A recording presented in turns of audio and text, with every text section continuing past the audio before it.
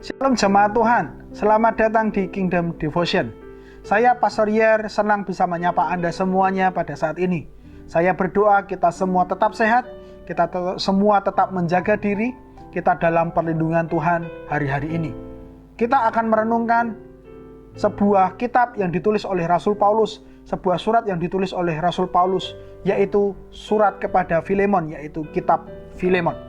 Filemon pasal yang pertama, ayat yang pertama dikatakan seperti ini. Dari Paulus seorang hukuman karena Kristus Yesus, dan dari Timotius saudara kita kepada Filemon yang kekasih teman sekerja kami.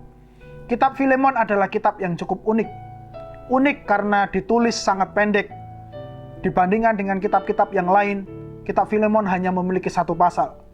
Kitab Filemon unik karena tujuan penulisannya bersifat pribadi, di mana dia menuliskannya kepada seseorang yang bernama Filemon yang pernah dia layani di kota Kolose, di mana supaya Filemon bisa menerima kembali Onesimus. Onesimus yang sudah bertobat dan sudah dilayani oleh Rasul Paulus di dalam penjara.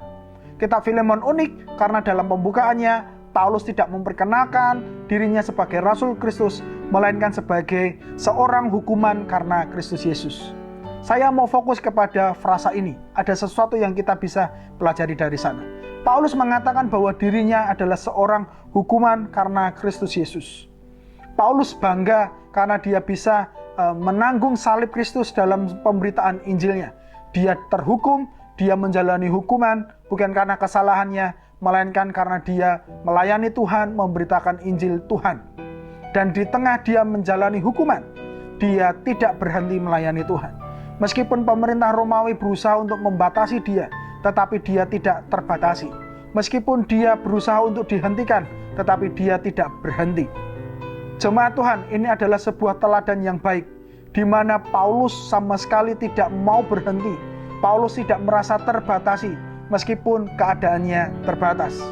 Mari kita semua belajar dari Rasul Paulus. Dia tidak terbatasi, meskipun terbatas.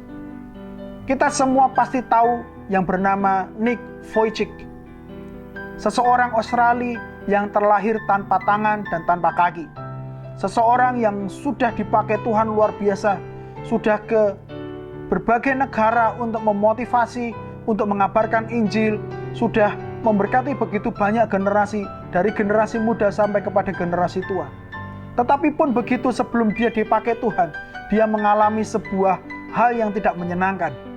Di awal-awal hidupnya, di masa kanak-kanak, dia tidak bisa menerima dengan mudah tentang keberadaan dirinya. Dia tidak sesempurna orang lain. Dia merasa dirinya paling aneh. Karena orang lengkap seluruh tubuhnya, dia tidak memiliki semuanya. Dia sangat terbatas.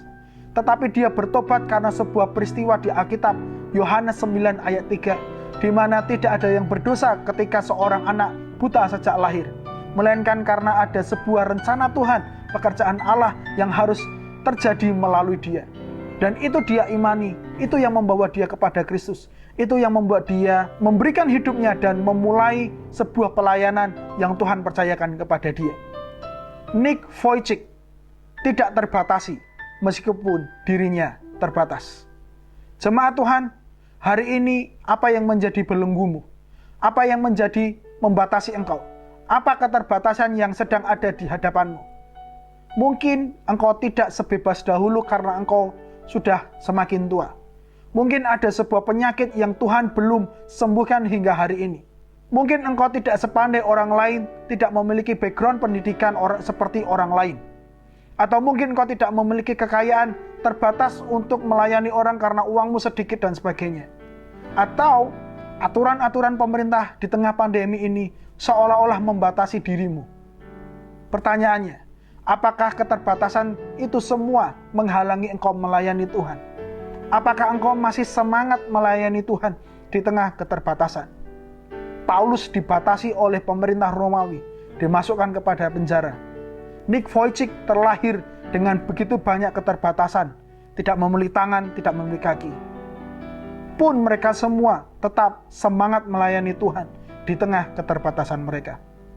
Jangan sampai keterbatasanmu menghalangi engkau, menghentikan engkau untuk melayani Tuhan.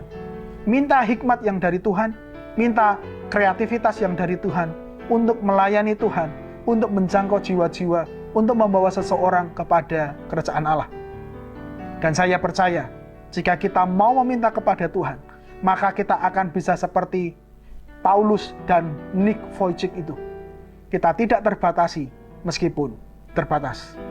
Bapa, kami datang kepadamu pada saat ini, mengucap syukur jika hidup kami lebih beruntung ketimbang Paulus. Kami tidak dalam penjara, kami masih bebas keluar ke sana ke sini. Dan kami bersyukur kami lebih beruntung ketimbang Nick Vujicic, di mana kami masih punya tangan, di mana kami masih punya kaki. Tuhan, ampuni kami jika selama ini kami melihat diri kami sangat rendah, melihat diri kami sangat begitu banyak keterbatasan. Tetapi hari ini kami belajar bahwa kami mau melayani Tuhan di tengah keterbatasan kami. Kami tidak boleh kalah dengan keterbatasan yang ada hari-hari ini.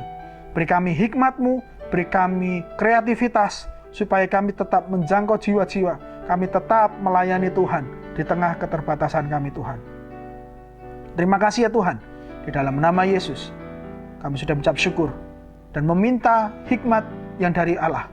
Haleluya. Amin. Jemaat Tuhan, jangan pernah terbatasi meskipun kita dalam keterbatasan.